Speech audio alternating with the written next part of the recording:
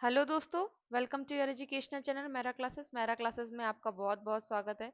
मैं हूं आपकी हिंदी के एजुकेटर डॉक्टर अलका। जैसा कि आपको पता है कि 1 जून को आपका जो पेपर है वो 1 जून को होने वाला है। ठीक है, तो हम उम्मीद करते हैं कि आपकी तैयारी बहुत अच्छी चल रही होगी और अगर आपका कोई प्रॉब्लम आपके सिलेबस में हो रही है तो आप हमसे कांटेक्ट कर सकते हैं। आज हम पढ़ रहे थे रीतिकाल की जो रचनाएं हैं उसमें बिहारी को हमको आज पढ़ना है। और उसके पहले मैं आपको बता दूं कि हमने यूनिट वाइज जो प्रीवियस ईयर क्वेश्चन पूछे गए थे तो वो हमने यहाँ पर इंक्लूड कर दिया है। जिसमें आप देखोगे कि लास्ट टाइम आपसे क्या पूछा गया था बिहारी से आपसे क्या पूछा गया था, ये वाली लाइन पूछी गई थी और इसमें क्या पूछा गया था, गुड़ी का अर्थ पूछा गया था। ठीक है, यहाँ पर अब हम आते हैं अपने सिलेबस में हम यहाँ पर देख रहे हैं कि कल हमने क्या कर लिया था, अंगद रावण संवाद से हमने कर लिया था, रामचंद्रिका को हमने कर लिया था यहाँ पर। और हमारा क्या बचा हुआ है, हमारा बचा है अब बिहारी, जिसको आज हम कंप्लीट करेंगे। कोशिश करेंगे कि आज हम घनानंद और भूषण को भी यहाँ पर इनकी जो पंक्तियां हैं उनको कंप्लीट कर ले। ठीक है, तो चलते हैं हम अपने अपने हम चलते हैं। चलिए तो शुरू करते हैं हम दोहा संख्या 1 से। इसकी जो संपादक है वो हैं जगन्नाथ दास रत्नाकर, आचार्य रामचंद्र शुक्ल ने इनकी जो बिहारी सतसई पे लिखी हुई टीका है इसको सबसे ज्यादा प्रामाणिक माना है, इसीलिए हमारे सिलेबस में भी यही है। अगर आपसे पूछा जाए प्रश्न तो आप यहाँ पर बताइएगा। दोहा संख्या 1, मेरी भवबाधा हरो, राधा नागरी सोई, जातन की झाई परे, श्याम हरिद्र होई। अब यहाँ पर जो दूसरी पंक्ति लिखी है, ठीक है, पहली पंक्ति को आधार मानकर दूसरी पंक्ति का यहाँ 3 अर्थ निकलता है। पहला तो ये अर्थ निकलता है जातन की, यानी जिसकी छाया पड़ने पर, झाई का अर्थ एक तो यहाँ हो गया छाया पड़ने पर। ठीक है, तो जिसकी छाया पड़ने पर या जिसका प्रभाव पड़ने पर, और प्रभाव किस किस प्रकार के हैं, पहला तो ये कि राधा, जा मतलब राधा की बात चल रही है कि राधा का वर्ण क्या है, सुनहरा, और श्याम का वर्ण क्या है, श्याम यानी कि नीला है। इन दोनों के मिलने से क्या होता है, हरे रंग की उत्पत्ति होती है। तो जब राधा की झाई यानी राधा की जो परछाई है या राधा का जो वर्ण है वो जब श्याम पर पड़ता है तो क्या होता है, हरे रंग का निर्माण होता है। और हरे रंग से क्या होता है, हरा रंग किसका प्रतीक है, प्रसन्नता का प्रतीक है। इसलिए दो पहले तो यह है कि जब उनकी झाई पड़ती है, सुनहरे रंग की झाई पड़ती है, पीले रंग की झाई पड़ती है, तो जो श्याम वर्ण के, नीले वर्ण के जो कृष्ण है वो हरे रंग के हो जाते हैं, एक अर्थ। दूसरा अर्थ क्या है कि राधा की झांकी पड़ने पर या राधा की परछाई पड़ने पर, या जैसे ही राधा आती हैं श्री कृष्ण के पास आती हैं तो श्याम क्या हो जाते हैं, हरे हो जाते हैं, यानी कि प्रसन्न हो जाते हैं। तीसरा अर्थ क्या होता है, तन की झाई, यानी कि झाई का अर्थ क्या होता है, प्रभाव से। और श्याम का अर्थ हम यहाँ पर काले से भी ले सकते हैं, और काला नकारात्मक चीजों को दर्शाता है। तो यहाँ पर देखते हैं कि अगर जा तन की, जब राधा की परछाई पड़ती है, राधा का जो प्रभाव पड़ता है तो क्या होता है, जो नकारात्मक चीजें होती हैं वो हरे रंग यानी कि सुख और प्रसन्नता का प्रतीक है। तो जब राधा की कृपा होती है, जब राधा जी की कृपा होती है तो क्या होता है, जो दुखद प्रभाव होते हैं वो प्रसन्नता में बदल जाते हैं।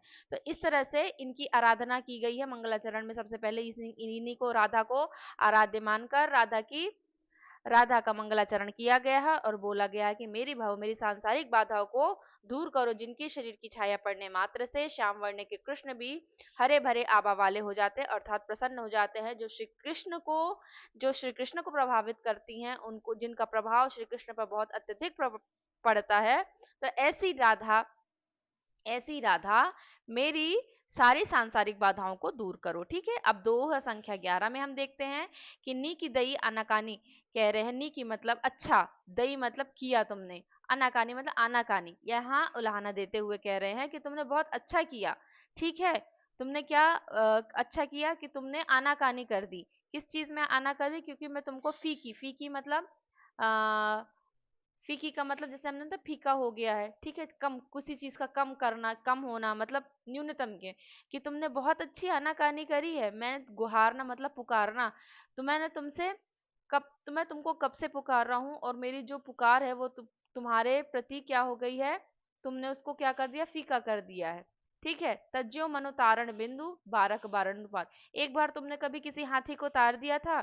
इतिहास में हम देखें तो किसी ईश्वर ने जो हाथी है, हाँ ठीक है, एक बार तारण किया था तो तुम क्या सोच रहे हो कि एक बार तुम तारने के बाद मुक्त हो जाओगे, अब तुम्हारा कोई कार्य नहीं है, कि अब तुमने उसका उद्धार करने में तुम इतना थक चुके हो कि अब तुमको उद्धारकर्ता कहलाने की प्रकृति को ही तुमने अब त्याग दिया है, मतलब अब तुम मेरे लिए नहीं आओगे, अब तुमने एक बार काम कर लिया, अब तुम फुर्सत हो गए, है ना। तो अच्छा अच्छा तुमने आनाकानी करी है मेरी पुकार करने पर, ये उनका अर्थ है यहाँ पर। ठीक है, आगे हम देखते हैं कि लग्यो सुमन हवे सफलु। यहाँ पर क्या होता है, यहाँ पर एक लाइन के यहाँ पर दो अर्थ निकलते हैं। ठीक है, क्या होता है यहाँ पर, जो नायिका है ना, तो नायिका क्या होती है, अपने नायक का इंतजार कर रही है, उनका इंतजार कर रही है यहाँ पर। और जो दूसरी नायिका है, दूसरी या सखी मान लीजिए, वो वहां पर क्या है, नायक से मिलके आई है। ये नायक है और ये नायिका है, तो ये नायिका है यहाँ पर, तो ये दूसरी सखी क्या है, इस नायक से मिलकर आई हुई है। तो अब ये जो नायिका, ये जो सखी है, ये यहाँ पर जाकर जो नायिका वेट कर रही है अपने नायक का, तो उससे जाकर ऐसे शब्दों में बात कहती है कि नायिका समझ जाती है कि वो मेरे नायक की बात कर रही है। और दूसरा अर्थ उसका ऐसा निकलता उस लाइन का कि जो बाग बगीचे हैं, कि वो बात माली से कर रही है। मतलब लाइन एक है लेकिन उसका अर्थ यहाँ नायिका समझ जाती है, वो नायिका के लिए भी होता है, और उसका अर्थ यहाँ पर किसके लिए होता है, माली के लिए भी होता है। तो सुमन क्या का मंदर, सुमन का एक अर्थ क्या हो जाता है, सुंदर मन, और दूसरा अर्थ क्या हो जाता है, फूल।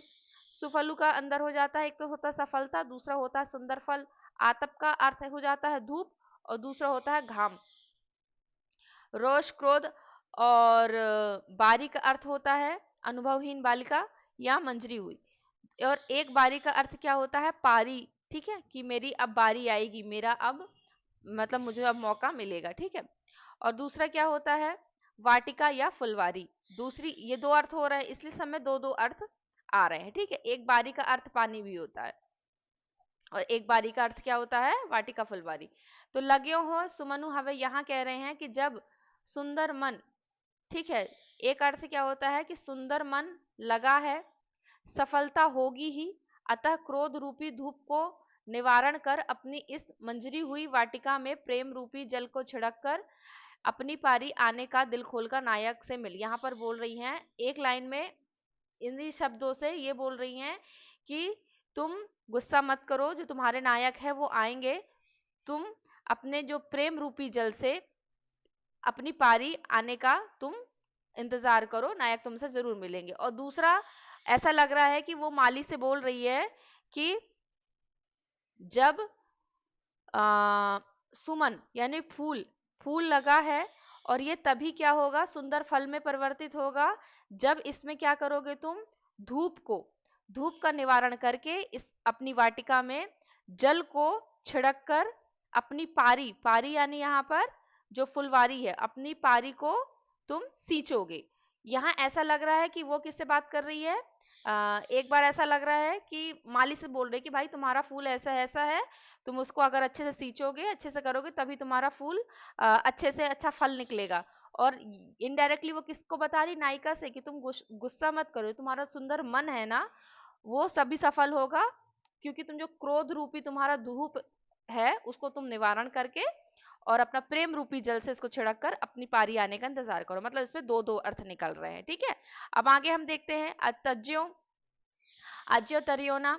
तरियोना का दो अर्थ यहाँ पर निकल रहा है, और बेसरी का, ये भी आपसे एक बार पूछा गया था। ठीक है, इसी में पूछा गया था, या तो एनटीए नेट पे पूछा गया था आपका, बेसरी का अर्थ क्या होता है। ठीक है, तो आज्य तरियोना ही रहो श्रुति सेवक एक रंग, नाक बास बेसरी लेहो बहुसी तनुसंग। देखिए, ये मनुष्य का चेहरा होता है, ये कान होते हैं।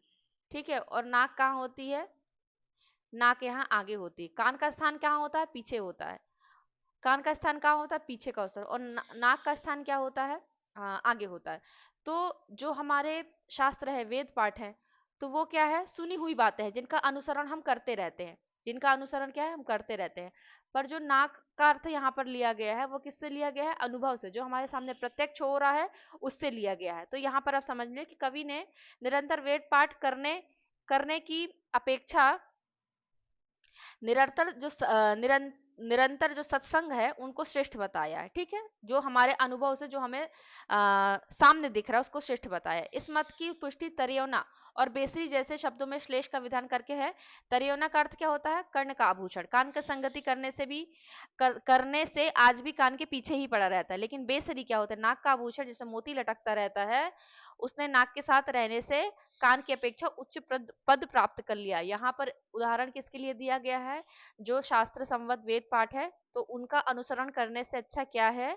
सत्संग करो, संतों का सत्संग करो और अपने अनुभव से जो जीवन है उसको समझो।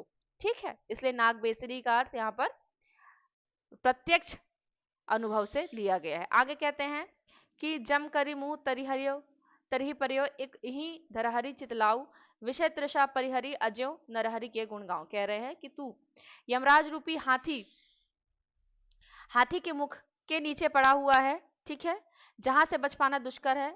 अतः तू इस निश्चय को अपने ध्यान में लाओ और अब भी विषय वासना की तृष्णा को त्याग कर भगवान का गुणगान प्रारंभ कर दे। ठीक है,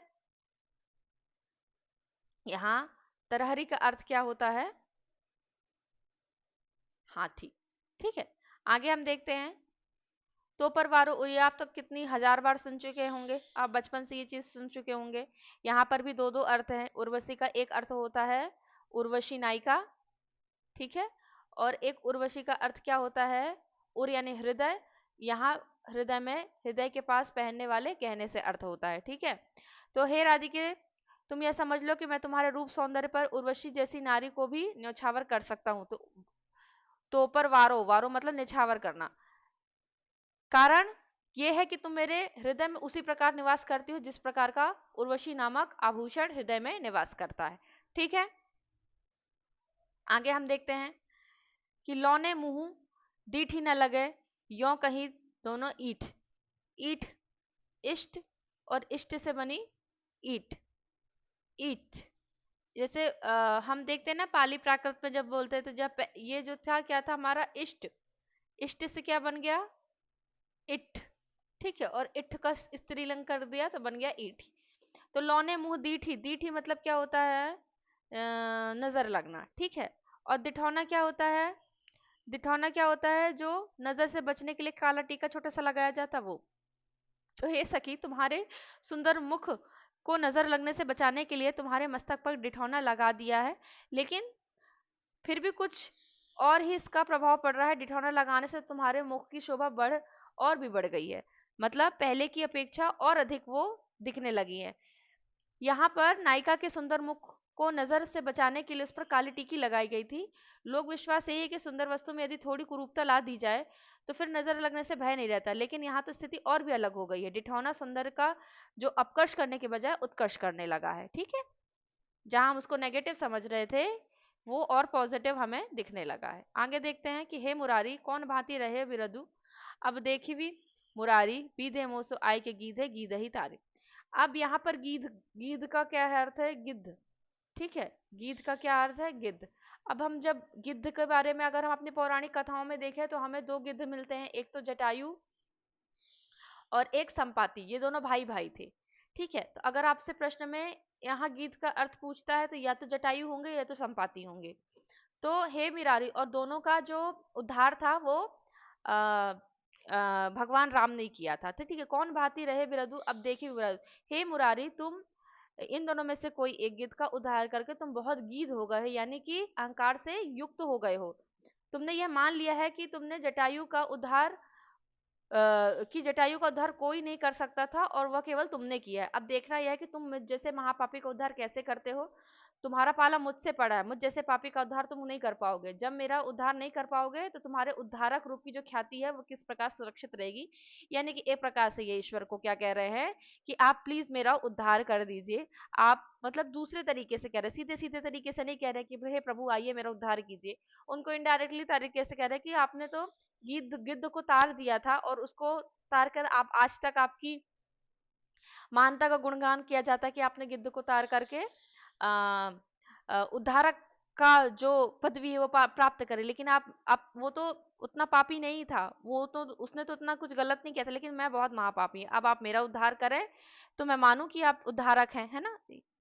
आगे हम देखते हैं, कहत नटत रीझत खिजत मिलत खिलत लजियात, भरे मौन में मैं करत नैना नहीं सब बात। यहाँ सखी कह रही हैं कि नायक अपनी आंखों के इशारे से कुछ कहते हैं, ठीक है, और यानी कि कहते हैं, यानी कि रति की प्रार्थना करते हैं, लेकिन नायिका उनके रति का जो विषय निवेदन है उसको अस्वीकार कर देती हैं। फिर क्या होता है, अस्वीकार स्वीकार का ही वाचक है, तभी नायक जो नायिका के निषेध पर रीछ जाता है। और जब नायिका देखती कि नायक इतना प्रेमासक्त है तो उसके निषेध पर भी तो उसको खींच आ जाती है, खींचत, यहाँ ना खींचत, खींच आ जाती है, ठीक है। नायिका की यह खींच भी बनावटी है, यदि ऐसा ना होता तो पुनः दोनों के नेत्र परस्पर कैसे मिलते, लजियात, ठीक है। दोनों के नेत्रों का मिलना परस्पर रति भाव को बढ़ाता है, ठीक है। दोनों की प्रसन्नता से खिल उठते हैं, लेकिन लज्जित भी होते हैं। उनके लज्जित होने का कारण यही है कि वे यह सब अर्थात प्रेम विषयक विधिक जो चेष्टाएं हैं भरे भवन में अनेक सामाजिकों की भीड़ में करते हैं। ये नायक नायिका से संबंधित पंक्तियां हैं। तो ही निर्मोही, अगला देखते, तो ही निर्मोही लग्यो मोही इह स्वभाव, अन आए आवे नहीं आवे आवत आऊ। यहाँ कह रहे हैं कि हे निर्मम, निर्मोही यानी निर्मम, ठीक है।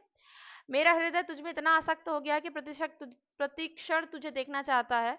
मेरा ऐसा स्वभाव हो गया है कि जिस दिन तुम नहीं आते उस दिन मेरा पति भी नहीं आता। उस दिन क्या होता है, मेरा जो पति है वो भी नहीं आता है।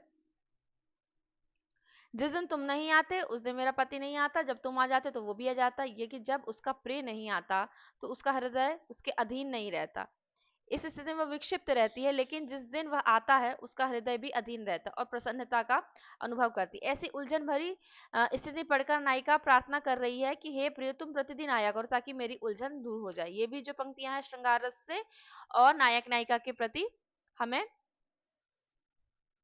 दिखला रही है, नायक नायिका का प्रेम और उनका श्रृंगार भाव हमें यहाँ पर दिखा रहे। नेहू न नैन उनको कछ उपजी बड़ी बलाई, नीर भरे नित प्रीत रहे तऊ न प्यास बुझाई। मेरे इन नेत्रों को अब कोई ऐसी बीमारी हो गई है कि जो स्नेह भाव को भुला बैठे हैं। इतना ही नहीं, ये निरंतर अश्रुपात होने कारण सजल बने रहते हैं, अपनी प्यास नहीं बुझा पाते हैं।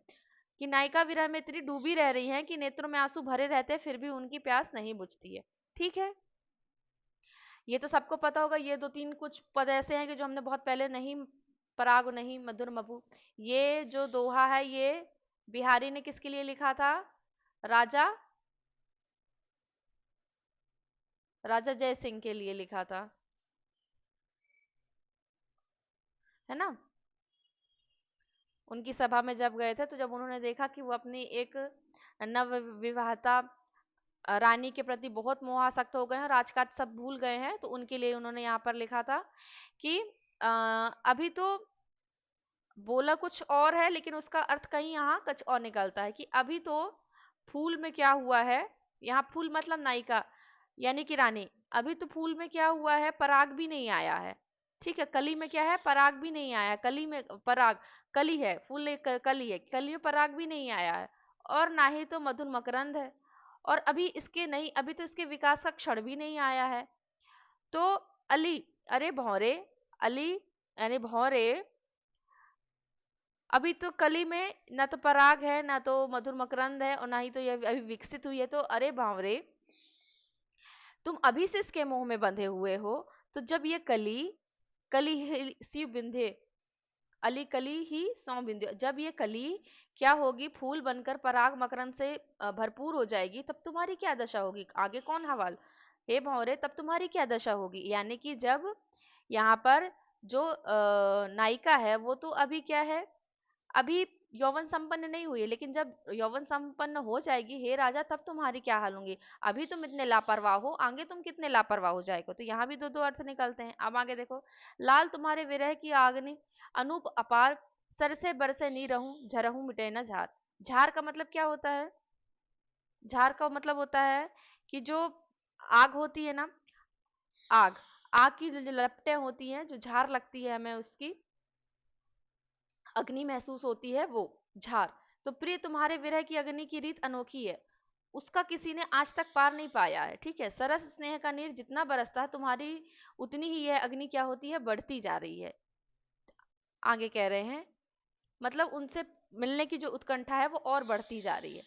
जगत जनायो जिहि सकलु सो हरि जान्यो नाही, ज्यों आँखों आँखनु सब देखिए आँख न आँख देख। कह रहे ईश्वर ने जिस संपूर्ण संसार को इंद्रिय ज्ञान का विषय बनाया, जगत जिसने सबको बनाया, उस ईश्वर को तूने नहीं जाना। सो हरि जान्यो नहीं, तूने उस ईश्वर को नहीं जाना। जिस प्रकार आंखों के द्वारा सबको देखा जाता है, जिस प्रकार आंखों के द्वारा सबको देखा जाता है पर स्वयं की आंखों को नहीं देखा जा सकता, उसी प्रकार ईश्वर भी ज्ञानातीत है, उनको कोई नहीं समझ पाता, देख पाता। पियते सौ हसिकेल कहियो लखे दिठौना दीन, चंदमुखी मुख चंदु ते भलो चंद समुखीन। नायक ने नायिका के मुख पे दिठौना लगा दिया। दिठौना वही काला टीका। देखा तो आकर्षण के इन तीव्रतम क्षणों में उसने कहा कि चंद्रमुखी, दिठौने लगने से तो तेरा सौंदर्य और बढ़ गया है। अब मुख वास्तविक चंद्रमा के समान हो गया कि दिठौना तो इसलिए लगाया जाता है कि उसके सौंदर्य को नजर ना लगे, पर उसके लगने से नायिका का सौंदर्य और कई गुना बढ़ गया है, यानी कि वो और सुंदर लगने लगी, तो उसको नजर लगने की संभावना और अधिक बढ़ गई है। आगे देखते हैं, दीर्घ सांस न ले दुख, दुख साई ना भूल, दई दई क्यों करत हूँ, दई दई सो कबूल। कबूली यानी कि स्वीकार करना। यहाँ पर क्या है, ये विदेशी शब्द यहाँ पर आया हुआ है। विपत्तिग्रस्त व्यक्ति को उसका गुरु या मित्र धैर्य प्रदान करते हुए कह रहा है कि इस विपत्ति में हा देव क्यों करता रहता है। जो कुछ तुझे इस विपत्ति के रूप में ईश्वर ने दिया है उसको भगवत प्रसाद मानकर स्वीकार कर ले। इस प्रकार से तू दुख में कभी लंबी सांस मत ले, सुख में ईश्वर को मत भूल।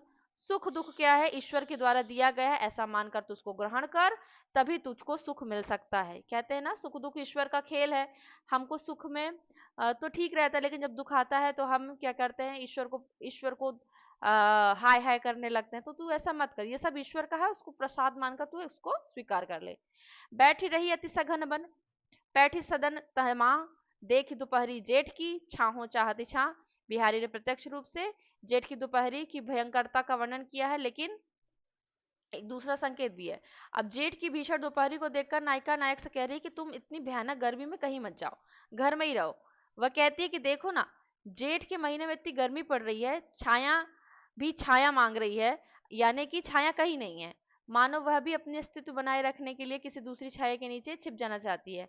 यह एकांत मिलन का सुंदर अवसर है, ऐसा अवसर बार बार नहीं मिलता। नायिका यह कर व्यंजित कर रही है, और इस अवसर का सदुपयोग कर लो, अन्यथा पश्चाताप होगा। ठीक है, ये भी नायक नायिका का श्रृंगार पूर्ण वर्णन है। यहाँ पर आगे देखते हैं, कहा गयो जो भी छुरे, मो मनु तो मन साथ, उड़ी जाऊं कि तहू तहू गुड़ी उड़ाई खात। यहाँ भी ये यही प्रश्न आपसे, इसी पंक्ति आपसे पूछी गई थी 2022 के पेपर में। तो कहते हैं कि हे प्रिय, फिर नायक नायिका, यदि हम बिछड़ गए तो क्या हुआ, मेरा मन तो तुम्हारे साथ जुड़ा हुआ है ना। अगर हम बिछड़ गए तो क्या हुआ, मेरा मन तो तुम्हारे साथ लगा हुआ है ना। उड़ी जाऊं, अगर इस बिछोह से कोई अंतर नहीं पड़ता मुझको, और मैं कहीं भी रहूं, मेरे जो प्रेम की डोर है तो वो तो तुम्ही से ठीक उसी प्रकार जुड़ी है जिस प्रकार पतंग कहीं भी उड़े, लेकिन उसकी डोर किसके, उड़ाने वाले के हाथ में, उड़ाई यानी उड़ाने वाले के हाथ में होती। वैसे ही मैं तुमसे दूर होते हुए भी तुम्हारे ही अधिकार में हूं। तो गुड़ी का अर्थ यहाँ पर क्या था, गुड़ी का अर्थ यहाँ पर था पतंग। ठीक है, अगर आपने लास्ट टाइम पढ़ा होता तो आपको पता। शीतल ताउरू सुबास को घटे न महिमा मूर, पीनस वारे जो तज्यो सोरा जान कपूर। अभी देखो क्या है, यहाँ पर मूल का ना जड़ होता है, जड़ या मूल या मूलधन। पीनस क्या होता है, नाक का एक प्रकार का रोग होता है जिसमें गंध नहीं आती है। और सोरा क्या होता है, सोरा एक प्रकार का ऐसा पदार्थ होता है जो दिखने में कपूरी जैसा लगता है, लेकिन उसमें आ, कोई विशेष महक नहीं होती, वो दिखने में लेकिन वैसा ही होता है जैसे कपूर होता है। तो बिहारी कह रहे हैं, यदि पीनस रोग वाला रोगी कपूर को सोरा समझकर त्याग देता है तो उसको कपूर के मौलिक गुण, उससे क्या होता है कि कपूर का जो गुण होता है, शीतलता और सुगंध, वो तो किसी प्रकार से कम नहीं होती है। तो ऐसे क्या होते हैं, यदि कोई गुणवान व्यक्ति है, उसको कोई व्यक्ति जो गुण की, जिसको गुण की पहचान नहीं है, और वो ये समझ के गुणवान व्यक्ति को त्याग दे, ठीक है, तो उससे क्या होगा, गुणवान व्यक्ति की जो गुण है वो तो खत्म नहीं हो जाएंगे ना, वो तो वैसे ही रहेंगे। ठीक वैसे ही कैसे, जैसे पीनस रोग वाला व्यक्ति कपूर को सोरा समझकर त्याग देता है। लेकिन उससे उनके जो मौलिक गुण है, शीतलता है, वो उनके जो गुण है सद्गुण व्यक्ति के, वो नहीं खत्म होते हैं। कागज पर लिखत न बनत, कहा तू संदेश लजात, कहीं है सबू हेय, तेरो हियो मेरे हे की बात। अब यहाँ पर नायक नायिका का फिर से श्रृंगार रस का यहाँ पर वर्णन करते हुए हम देख रहे हैं कि नायिका अपने प्रेयस को पत्र लिखने बैठती है, तभी उसके हाथ कपकपाने लगते हैं। ठीक है, कागज पर लिखत ना बनत, कागज पर लिखते नहीं बन रहा है, और जो अपना संदेशा है वो लिखने में क्या है, उसको लाज आ रही, लज्जा आ रही, शर्म आ रही है। तो वो क्या करती है, कहीं है सब तेरो हियो मेरे हे के, वो कहती हैं, जो उनका संदेश ले जाने वाला उनसे कहती है तुम एक काम करो, तुम ऐसे ये कोरा ही मेरा जो संदेश है वो ले जा दो, जो मेरे नायक है वो मेरे हृदय की बात अपने आप ही समझ जाएंगी। ठीक है, तो यहाँ पर हम देखते हैं कि जो जितने 20 दोहे दिए थे, यहाँ पर अर्थ सहित हमने शब्दों के अर्थ सहित आपको यहाँ पर व्याख्या कर दी है। अगर आपको अभी भी लगता है कुछ अर्थ रह गए हैं तो आप हमें बता दीजिएगा, हम आपको अर्थ सहित व्याख्या तो मैंने यहाँ पर दे दी है, आपको व्याख्या मैंने आपको यहाँ पर दे दी है। अब मैं क्या करूंगी, अर्थ भी सहित अगर आपको लगेगा वाकई मैंने बता दिया इस वीडियो में, अर्थ सहित भी आपको पीडीएफ एप्लीकेशन पे डाल दूंगी। ठीक है, तो चलिए मिलते हैं हम अपने अगले वीडियो में। अगला वीडियो हमारा क्या होना चाहिए, अगला वीडियो हमारा होगा, अगला वीडियो होगा हमारा घनानंद कवित पे होगा, जिनके प्रारंभिक 25 पद हैं, और भूषण ग्रंथावली जिसके प्रारंभिक 25 पद हैं। हम इनकी भी व्याख्या और शब्दार्थ जल्दी से कंप्लीट करने की कोशिश करते हैं। तो चलिए मिलते हैं अगले वीडियो में। वीडियो देखने के लिए आपका बहुत बहुत धन्यवाद। Thank you.